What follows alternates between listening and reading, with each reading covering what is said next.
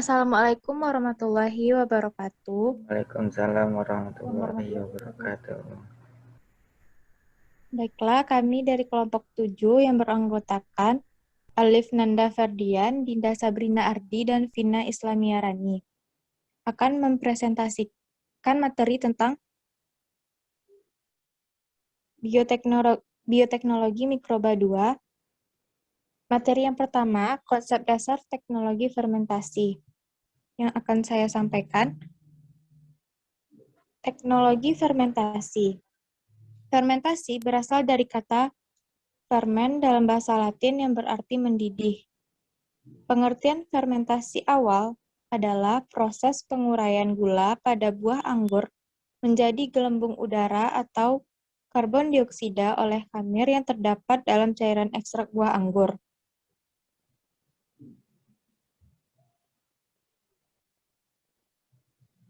Pengertian fermentasi, yang pertama, proses yang menggunakan suatu senyawa atau substrat menjadi senyawa lain atau produk oleh adanya aktivitas mikroba. Yang kedua, suatu proses yang menghasilkan energi dengan melibatkan molekul organik baik secara donor ataupun reseptor elektron. Yang ketiga, suatu proses yang melibatkan kultur mikroba baik yang bersifat aerob maupun anaerob. Proses pembusukan bahan makanan, dan yang kelima, suatu kultur mikroba dalam kondisi optimum untuk menghasilkan produk berupa metabolit, enzim, produk lain seperti biomasa. Selanjutnya, ruang lingkup proses fermentasi. Yang pertama, menghasilkan sel mikrobia atau biomasa, atau sel yas untuk industri roti, SCP untuk pakan ternak. Yas diproduksi skala besar mulai awal tahun 1990. Yas mulai untuk makanan di Jerman selama Perang Dunia Pertama. SCP mulai dikembangkan pada tahun 1960. Contohnya, Saccharomyces cerevisiae. Proses fermentasi ini menghasilkan mikrobial enzim, lebih menguntungkan karena mampu menghasilkan dalam jumlah yang besar, mudah dikembangkan dan dikendalikan. Contohnya pektinase untuk penjernihan bir atau fungi, laktase untuk industri susu atau yeast, dan amilase untuk industri sirup atau bakteri.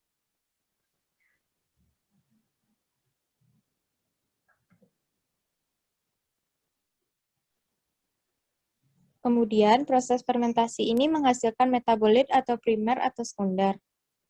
Metabolit primer diproduksi saat fase logaritmik berhubungan dengan pertumbuhan sel. Kemudian metabolit sekunder diproduksi saat sel sudah mencapai fase stasioner. Metabolit yang bersifat antimikrobia, enzim inhibitor, misalnya antibiotik dan biopestisida. Kemudian menghasilkan senyawa yang merupakan perubahan atau modifikasi dari komponen yang ditambahkan dalam proses fermentasi. Selanjutnya, mikrobia mengkonversi komponen yang sengaja ditambahkan dalam fermentasi supaya diubah menjadi senyawa yang dikehendaki melalui proses dehidrogenasi, oksidasi, hidroksilasi, isomerasi, dekarboksilasi, dan sebagainya. Contohnya, etanol menjadi asam asetat atau vinegar oleh Acetobacter aceti. Kemudian asam penilasetat menjadi penisilin oleh Penicillin chrysogenum.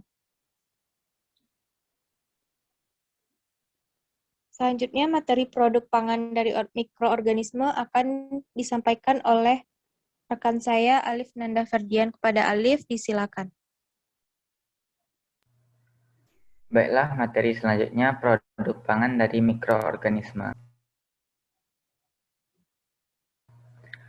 Proses produksi mikroorganisme dalam jumlah besar, kondisi terkendali dengan tujuan untuk menghasilkan produk yang mempunyai nilai ekonomi yang tinggi dan bermanfaat. Dilihat dari sudut industri, mikroorganisme merupakan pabrik zat kimia yang mampu melakukan perubahan yang dikehendakinya. Kelebihan mikroorganisme sebagai sumber industri. Yang pertama, mikroba tumbuh dengan cepat, di mana dalam waktu 20-30 menit mikroba sudah dapat berkembang biak. Yang kedua, tidak memerlukan lahan yang luas. Yang ketiga, tidak memerlukan iklim dan mudah dikendalikan. Yang keempat, secara genetik mikroba mudah dimodifikasi sesuai dengan kehendak. Yang kelima, mikroorganisme dapat tumbuh pada berbagai limbah yang memiliki nilai ekonomi yang rendah untuk diubah menjadi bahan dengan nilai ekonomi yang tinggi.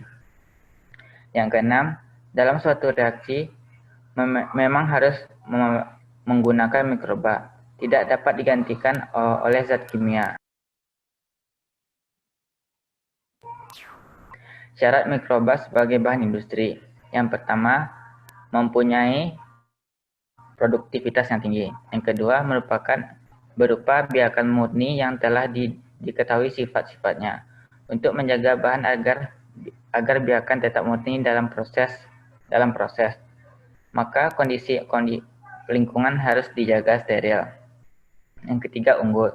Pada kondisi fermentasi yang diberikan, mikroba harus mampu menghasilkan perubahan-perubahan yang dikehendaki secara cepat dengan produksi yang tinggi. Yang keempat, stabil. Tidak mudah mengalami perubahan atau mutasi akibat perubahan lingkungan. Yang kelima, tidak patogen bagi manusia maupun binatang. Jika digunakan, mikroba patogen harus dijaga agar tidak menimbulkan akibat samping pada lingkungan.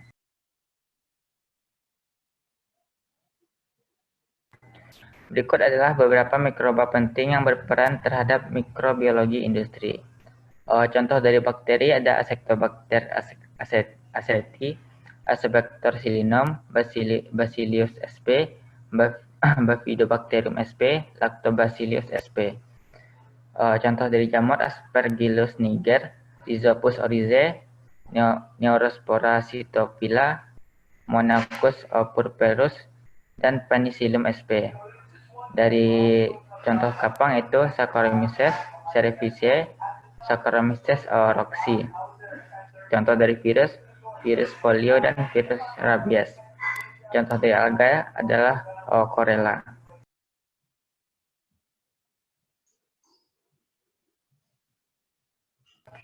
Beberapa contoh mikrobiologi. Yang pertama, tempe.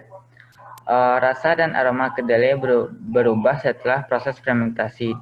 Di samping itu, semakin meningkatkan nilai gizinya. Kualitas tempe sangat dipengaruhi oleh kualitas starter yang digunakan untuk inokulasi.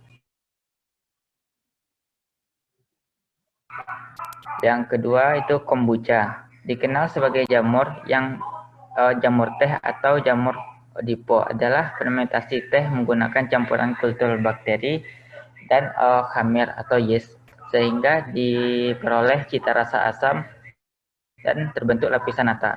Kombucha dapat digunakan untuk mengatasi masalah kesehatan seperti darah tinggi atau darah rendah, rematik, kegemukan, artritis, migrain, diabetes, dan lain-lain. Kandungan asam glukonat pada kombucha mampu meningkatkan kekebalan tubuh dan mengeluarkan atau mengikat racun. Selanjutnya, nata de coco. Nata adalah suatu zat menyerupai gel, tidak larut dalam air, dan terbentuk pada permukaan media fermentasi air kelapa dan beberapa sari buah masam. Nata de coco adalah jenis nata dengan medium fermentasi air kelapa. Mikroba yang digunakan untuk proses fermentasi adalah Acetobacter sillinum.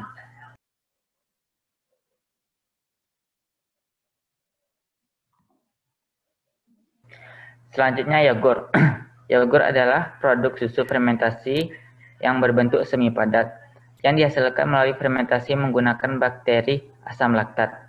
Selama fermentasi akan terjadi perubahan tekstur, flavor, dan rasa yang khas. Yogurt mengandung nilai gizi yang lebih baik dibandingkan susu segar. Secara tradisional, yogurt dapat dibuat dengan menambahkan kultur starter campuran Lactobacillus bulgaricus dan Streptococcus thermophilus. Selanjutnya, kecap. Kecap adalah cairan kental yang mengandung protein. Diperoleh dari perebusan kedelai yang telah difermentasi dan ditambah gula. garam, dan rempah-rempah lainnya. Mutu kecap ditentukan oleh kandungan protein. Mutu pertama mengandung nilai minimal 6% protein dan mutu kedua mengandung 2%. Kecap terbagi dua, yaitu kecap manis, yaitu kandungan gulanya 26-61% dan garam 3-6%. Yang kedua kecap asin, kandungan gulanya 4-19% dan garamnya 18-21%. Produk industri dari mikroorganisme. Yang pertama, industri asam asetat. Asam asetat dibuat juga dengan asam cuka. Merupakan cairan yang berwarna putih dengan bau asam yang sangat tajam. Pembuatan asam asetat secara fermentasi dilakukan dalam dua tahap, yaitu fermentasi alkohol dan fermentasi asam asetat oleh bakteri asam asetat pada larutan yang mengandung alkohol. Selanjutnya, industri asam laktat. Asam laktat merupakan bahan kimia yang serbaguna yang dapat digunakan sebagai yang pertama asidula atau bahan pengasaman, aroma dan pengawet dari industri, bahan makanan dan obat-obatan, kulit dan tekstil. Yang kedua, untuk produksi bahan kimia dasar. Yang ketiga, untuk polimerasi bahan yang mudah dirombak, polilaktik asid atau PLA. Produksi asam laktat di dunia mencapai 80.000 ton dan sekitar 90% di antaranya dihasilkan oleh bakteri asam laktat melalui fermentasi dan sisanya dihasilkan secara sintetis dengan menghidrolisis laktonitril.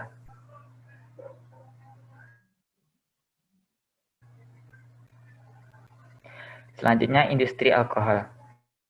Secara garis besar, proses pembuatan alkohol ataupun etanol merupakan proses perubahan karbohidrat dari berbagai macam tanaman dengan bantuan mikroba yeast Saccharomyces cerevisiae menjadi alkohol. Karbohidrat sebagai substrat dapat digunakan sebagai bahan sumber seperti pati ubi, nira kelapa, nira nipah, sagu maupun limbah sagu, air kelapa, jagung, gandum, limbah bahan organik. Selanjutnya, industri enzim. Enzim hanya terbentuk di dalam sel makhluk hidup. Enzim berfungsi sebagai katalisator beberapa reaksi kimia yang tidak dapat digantikan oleh bahan kimia sintetik. Teknologi enzim tidak diragukan lagi dapat menyumbangkan kepada penyelesaian terhadap berbagai masalah.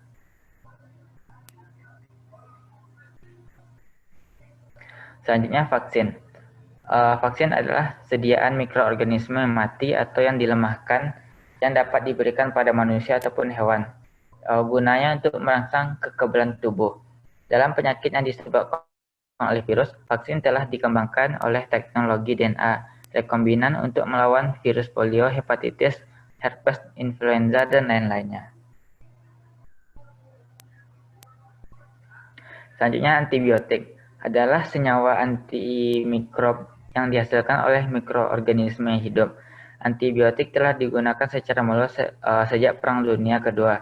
Dengan penemuan penisilin, selanjutnya dengan perkembangannya, antibiotik digunakan secara meluas sebagai obat-obatan manusia dan hewan ternak. Beberapa antibiotik telah digunakan untuk meningkatkan berat ternak. Antibiotik dalam dosis terbatas dapat digunakan untuk mengatasi penyakit tanaman yang disebut mikroba. Selanjutnya, insulin. Sebelum ini, kebutuhan insulin bagi penderita diabetes disediakan dari ekstrak insulin babi ataupun lembu ataupun sapi. Penyediaan DNA rekombinan telah berhasil memproduksi insulin yang didapat dari proses fermentasi bakteri.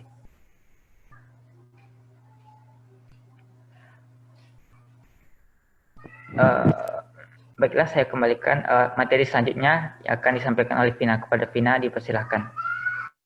Baiklah, terima kasih kepada rekan saya. Saya akan melanjutkan materi selanjutnya tentang pengembangan industri berbasis makanan fermentasi tradisional. Nah, pengembangan industri ini dikategorikan menjadi 3 industri, yaitu industri generasi pertama, industri generasi kedua, dan industri generasi ketiga. Industri generasi pertama atau G1 adalah industri makanan fermentasi tradisional yang masih melekat dengan sifat ketradisionalannya, dengan hasil produk fermentasi yang langsung dikonsumsi oleh manusia.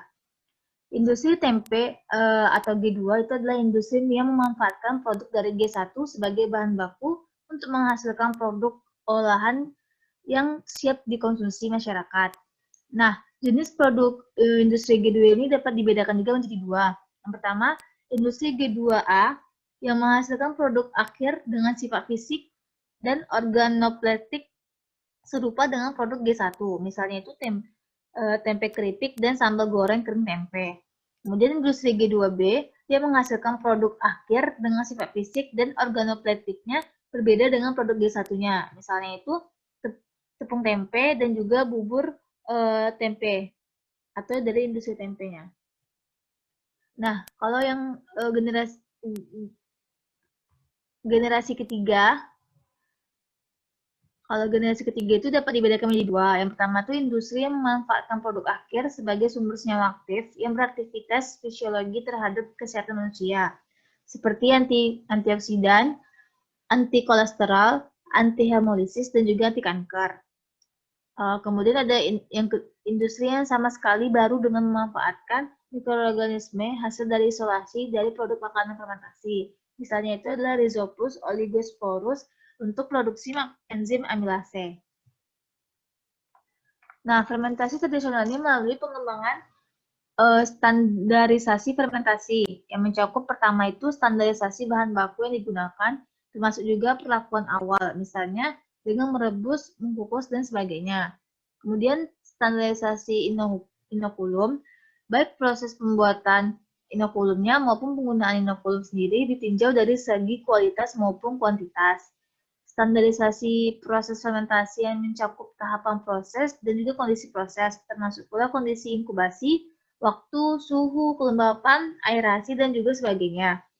Kemudian standarisasi peralatan fermentasi, misalnya itu alat pemanasnya atau kompornya, mesinnya, alat inkubasi, dan juga sebagainya. Terakhir, standarisasi kualitas produk yang dihasilkan, dan mencakup pula cara memanen produk fermentasi tersebut. Nah, untuk pengembangan industri-industri tersebut diperlukan dukungan dari berbagai pihak, baik pemerintah maupun pihak yang terkait lainnya. Yang pertama itu penelitian dan pengembangan yang mengarah pada penelitian terapan dengan mentargetkan suatu hasil dalam bentuk produk dan paket usaha berdasarkan produk yang dihasilkan. Kemudian, sosialisasi dan bimbingan adalah suatu upaya untuk mentransformasikan hasil tersebut. Baiklah, saya kembalikan ke moderator. Baiklah, sekian materi dari kelompok 7. Assalamualaikum warahmatullahi wabarakatuh.